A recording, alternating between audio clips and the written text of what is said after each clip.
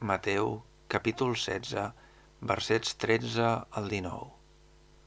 Jesús va arribar a la regió de Cesarea de Filip i preguntava als seus deixebles: «Qui diu la gent que és el fill de l'home?»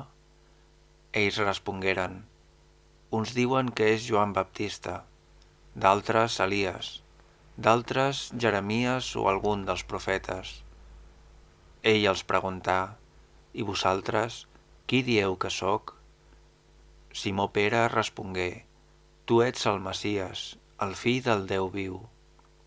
Llavors Jesús li va dir: «Feliç de tu, Simó, fill de Jonàs. Això no t'ho ha revelat ni la carn ni la sang, sinó el meu Pare del cel. I jo et dic que tu ets Pere, i sobre aquesta pedra edificaré la meva església, i les portes del reialme de la mort no la podran dominar.